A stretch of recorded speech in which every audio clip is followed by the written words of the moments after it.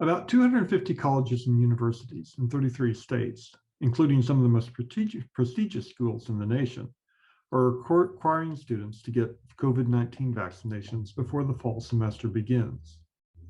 Some of the schools are only requiring it of students living on campus, and others are applying the same mandate to their faculty members. Most include medical and religious exemptions, but otherwise the campus rules are pretty strict. Among the schools requiring vaccinations are Harvard, Duke, and Notre Dame.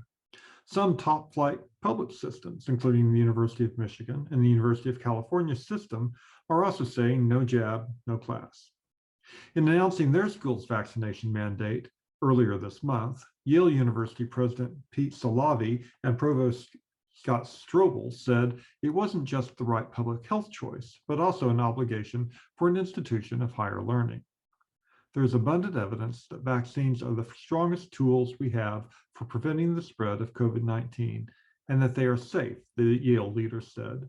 As a leading global research university, we have a responsibility to demonstrate to others the importance of taking actions based on evidence.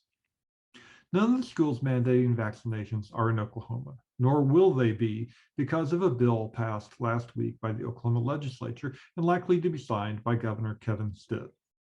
Senate Bill 658 prohibits public or private universities or colleges in Oklahoma from requiring students to get a COVID-19 vaccination in order to be admitted or attend classes. It prohibits colleges and universities from requiring unvaccinated students to wear masks. The law also prohibits public schools from requiring COVID-19 vaccination and only allows them to require that students wear a mask after consulting with the local health department, and then only if the governor has signed a state of emergency that includes the district's portion of the state. In a press release after the bill got final legislative approval, Representative Kevin West, House author of the measure, asks, should the force of government be used to force citizens to do something they don't want to do, or should it be used to empower the rights of citizens? His answer, this protects a student's and a parent's right to choose for themselves whether a vaccination is appropriate for them for their own personal health reasons and their religious or personal beliefs. This disallows discrimination against students and parents that choose to be exempt from such vaccinations.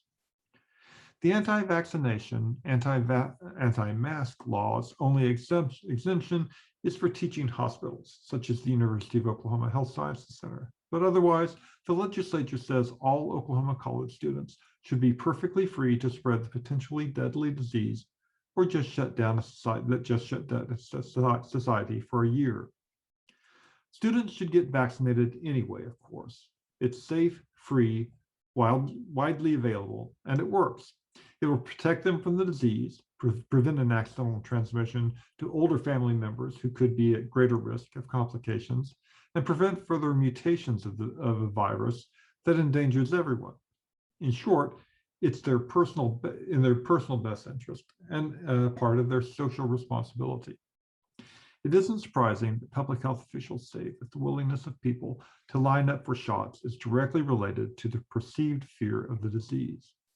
Older people who are at very high risk of severe complications or death were first in line and avid for the vaccine.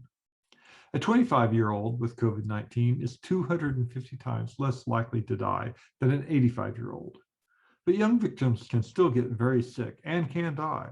Also, everyone should consider that we have only been watching the effects of the virus for a little more than a year. No one knows what long-term effects there might be. Consider how a childhood chickenpox infection can come back in middle age as shingles. Who knows what might happen 10, 20, or 30 years after an asymptomatic COVID-19 infection of a 20-something. The bill is bad policy based on a false understanding of personal freedom and poor concept of public health. I read the Bill of Rights several times and haven't seen a right not to wear a mask in a pandemic listed anywhere. Bill of Rights is not a suicide pact. Beyond all that, House Bill 658 is bad legislating, the latest manifestation of the Oklahoma legislature's tendency to micromanage education. The same could be said of the controversial House Bill 1775, which prevents public schools from teaching that anyone, quote, should feel discomfort, guilt, anguish, or any other form of psychological distress on account of his or her race or sex. Every history teacher is going to have to parse words to make sure no white child feels any sort of anguish over ancestral responsibility for slavery, Jim Crow, the Trail of Tears, the Indian Wars, or the Tulsa Race Massacre. If any student loses sleep because of what was taught in Oklahoma history, it could lead to consequences.